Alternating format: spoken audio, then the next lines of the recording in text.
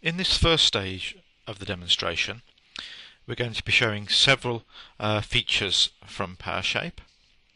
Firstly, we're going to be importing some external CAD data in iges format.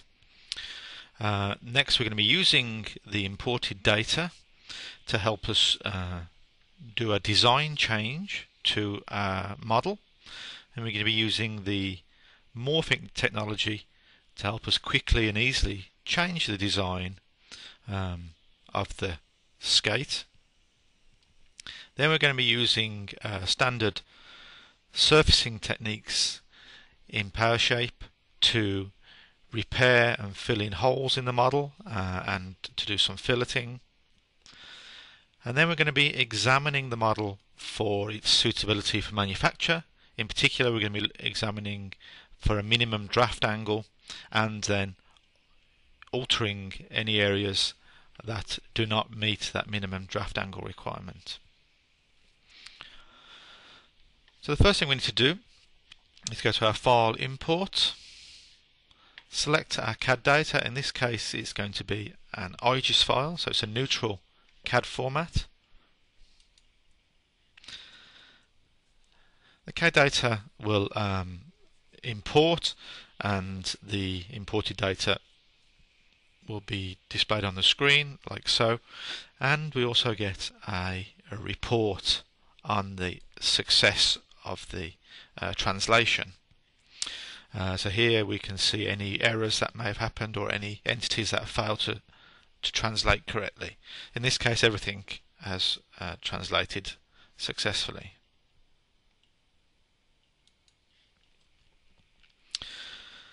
So if we just do a Control K, which is to blank everything except the selected, you can see the data that has been imported from the iges file.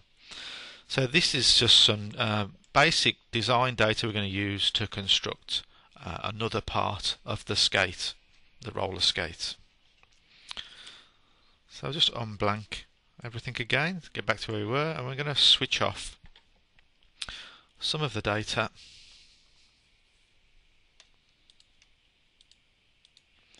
and just switch on the shoe or the boot of the skate.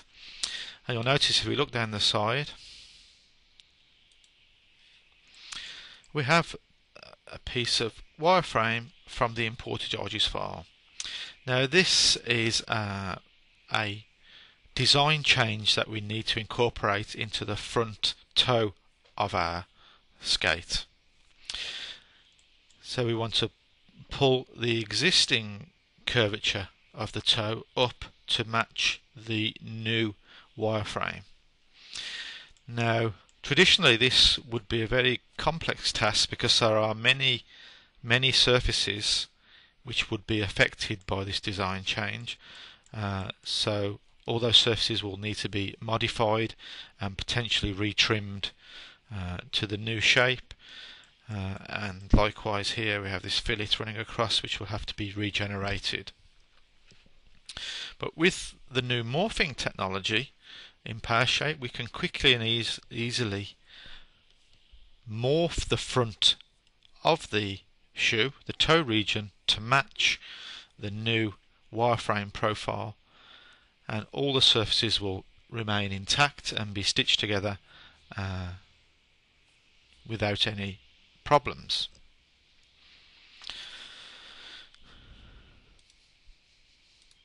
We're going to be using a morphing technique known as two-curve morphing, where we have an original curve, which is the original shape, and we have a new curve, which is the desired shape.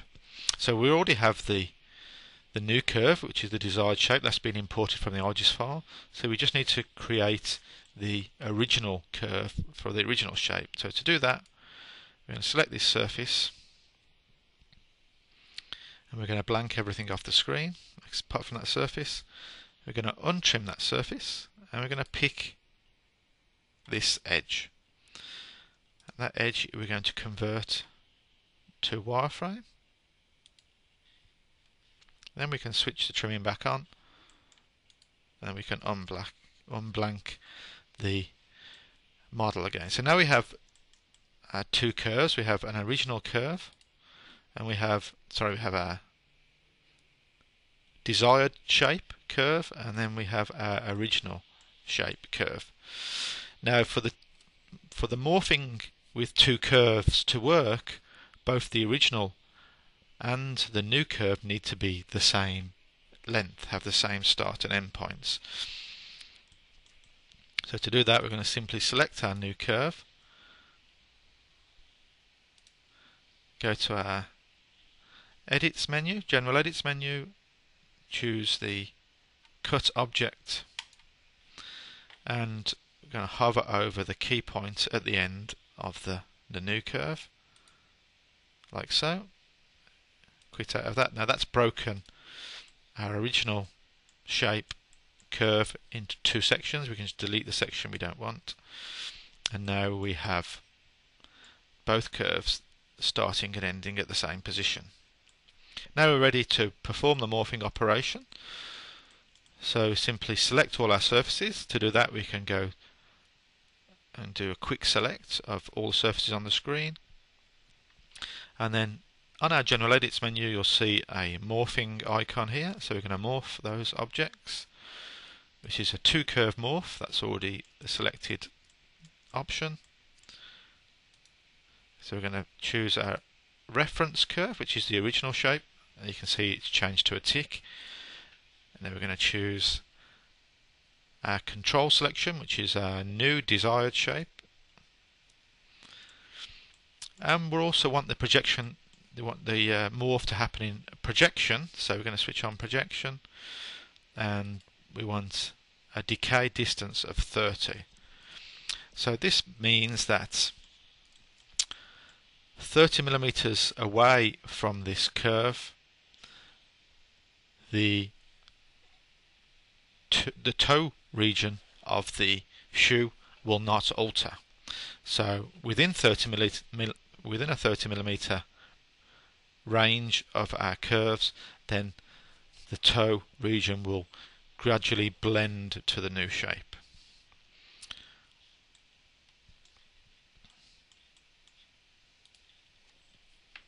If we apply that, the calculation will take a few seconds, and there you can see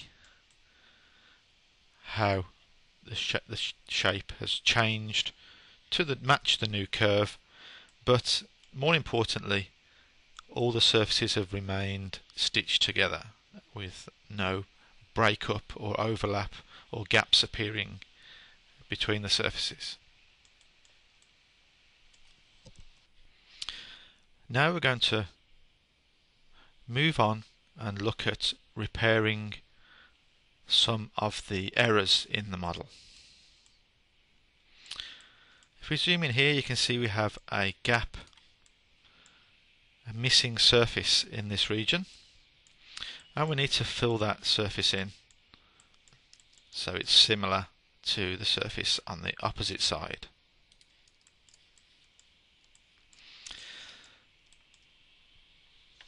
The easiest way to do that is to use our automatic surfacing wizard,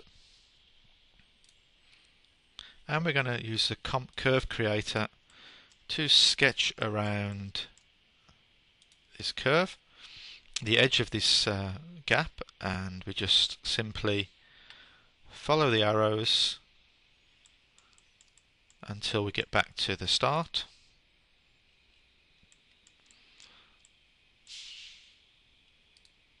Like so, and as soon as we save and eject that, a surface will be positioned. Now you can see straight away that this surface is not correct. It's very distorted and twisted. Now the reason for that is the surface is trying to maintain a smooth tangency to all the surrounding surfaces, which is, in this case, is not what we want. We want the surface to be a sharp edge in the corners, so we just switch off the tangency, and then our new surface is correct. So we OK that, and last but not least, we just need to reverse that to get it the right way around, and then we're going to copy the attributes from this surface to our new surface. So it will inherit the same material, level, style, etc.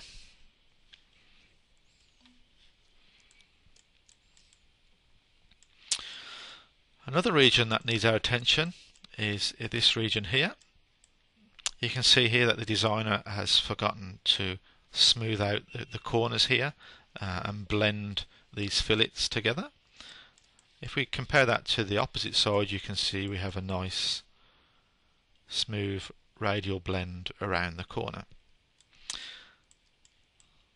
So we're going to introduce this feature to this side.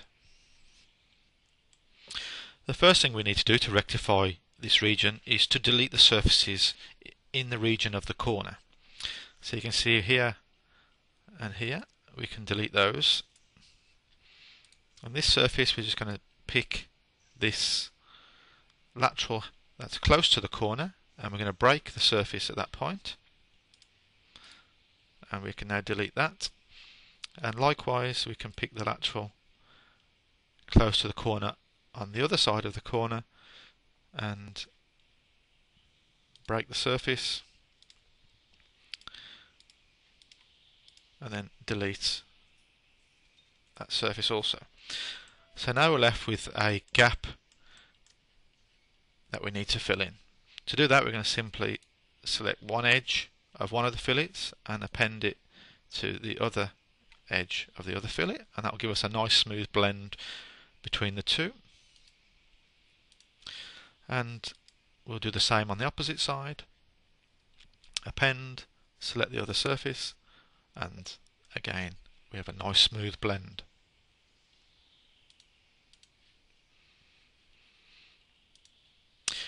Okay, so that now leaves us with this two triangular patches to fill in. So rather than do two surfaces in this region, we're going to trim this surface back to leave one four-sided patch. To do that, I'm going to simply create a line from that key point to this key point. Go to our general edits, and we're going to use the limit selection, and we're going to limit this surface using project surface normal mode to remove that triangular wedge of material to give us a nice regular patch to fill in. So we can delete that line now. The composite curve tool again to sketch around the edge of our gap.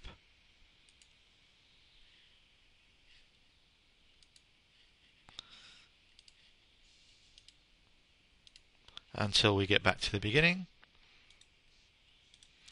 And then, because this composite curve is pre-selected, as soon as we go into the automatic surfacing, it creates a fill-in surface for us. Again, this time we want to use a fill-in rather than from separate curves or network of curves. This will give us the smoothest and tangential surface to the surrounding surfaces.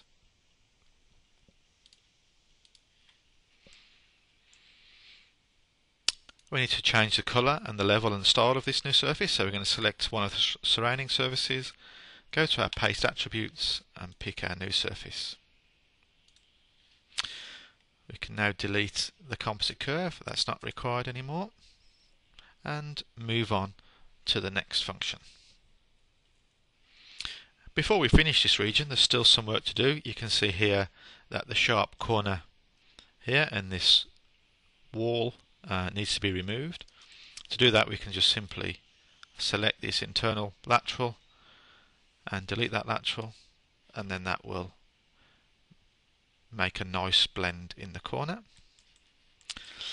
And likewise in this corner, you can see that this large planar type surface is not being trimmed back to our new blend in the corner.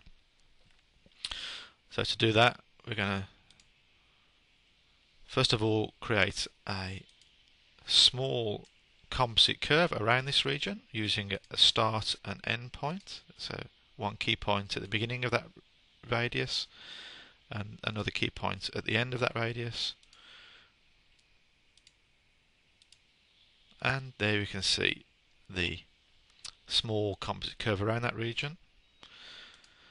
That composite curve now is going to be used to trim back this surface. So if we just go to a translucent mode, go to our general edits, and we're going to use limit selection again, and we're going to select this planar surface, and that is now trimmed back nicely to that fillet. Now we can go back to our solid shading view, and there you can see the finished region, which now matches the opposite side. Now the last area we're going to look at is the shoe or the skate's suitability for manufacture. In particular, we're going to look at the draft angle, minimum draft angle on the part, to make sure it can be easily be molded and removed from the mold. So to do that, we're going to activate the work plane, which will bring the part into its molding orientation. And we're going to go to analysis options toolbar and display the part in an undercut shaded mode. So this will show the part in three colours, green, yellow and red. Green means the surfaces have a draft angle well above our selected draft angle. The yellow region means we are approaching our draft angle, and the red regions mean we are below our draft angle. So what we're looking for here is particularly red regions, which are, in this case, are below our horizon line. So we can see quite easily and quite quickly if there are any areas that need modification. So in this side everything looks okay. So we're just going to reverse the work plane and look from the other side for the other cavity or the other half of the mold. And here straight away we can see an issue in this fillet here where we have a red region. We can double check that by selecting the fillet and going to our inspection mode, and when we hover over that surface it tells us its radius, its draft angle. So you can see in the green region we have a draft angle of approaching 30 degrees, and then we come down, the draft angle is getting less and less, and then we're getting into a negative draft angle of a maximum of -10 degrees there. So you can see clearly there is an issue here, and this will not eject smoothly from the mold.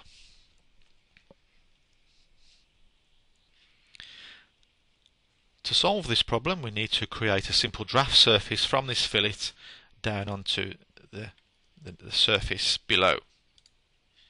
Let's just come out of our inspection mode for a second, and then we can go to our surface toolbar and create a draft surface. So we want to create a 1 degree draft surface, which is fine, and we're going to project onto this selected surface below. Do that, and there you can see the fillet surface has been trimmed back, a new surface has been put in its place, and you'll notice that the red shading indicating below our draft angle has now disappeared. So I'm going to apply that and dismiss. I'm going to switch off draft angle shading, and there you can see the surface like so. Finally, we just need to again change the attributes of this surface. So we're going to select a surface, the other surface, paste attributes, and then pick our new surface.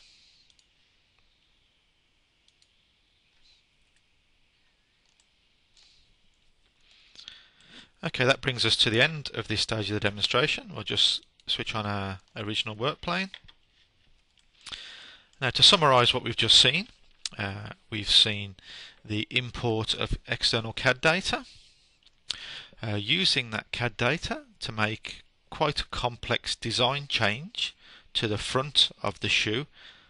This design change has been made much easier and simpler by using the new morphing technology inside PowerSHAPE. We've also used some surface editing and repairing of the model using the automatic surfacing wizard. And finally, we've examined the model for its suitability for manufacture using the undercut shading, and then we've repaired any or removed any undercut regions using the draft surfacing option.